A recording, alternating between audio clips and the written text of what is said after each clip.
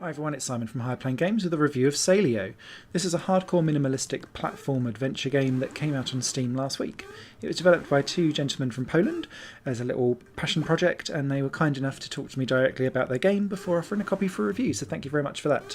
They kind of left with, "We think you might enjoy this," and whilst I did, it's really hard. So my immediate response here is only hardcore platform lovers need apply. For the rest of you, you're not going to be interested. There's about 70 stages in all. They're all hyper small stages, so they're over in like 10 seconds or less mostly. And the idea around this is that you're guiding your little blobby character around to collect the light of desire at the end of each level, and then move on to the next one. The controls of the character is kind of where the good and the bad, for my opinion of this game, come from, along with the level design, and I'll try and explain this as simply as possible. Your character is very fluid in the way how they move around, which is great.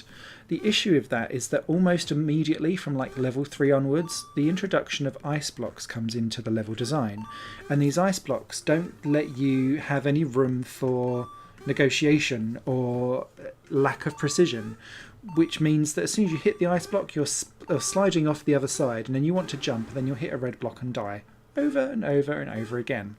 Now, there's something around with the physics with this game that make it so that it feels like you're doing the same thing over and over again, but getting different results, and I'm not sure if that's because of the prevalency of ice blocks and then jump blocks and so on and so forth as the game progresses, or if it's just me not really tuning into how sensitive you need to be with the Xbox 360 controller. The issue is less so if you actually use the keyboard to play around with the actual character itself, but the issue is still there because the level design is so inherently dependent on this ice block mentality. And so where you have these games like Super Meat Boy, which is the obvious one to go to, which everything is predictable against where you go to a degree, because there's that solid state where you slap onto a wall and you stay there and then you can hop, jump, so on and so forth. Salio doesn't have that because you're constantly in motion, and I think that's why I found the game really, really difficult to get to grips with, and probably more difficult than the majority of the first half of Super Meat Boy by the time I got to like level 5. So yeah, just be aware of that. Outside of that though, Salio comes with a really decent level builder, almost on par with Platago, the game. So it gives you all of the blocks. It's all in just like a grid format, and you just paste in and draw in what you want to do and then save the level, and then you can upload it to the Steam Workshop.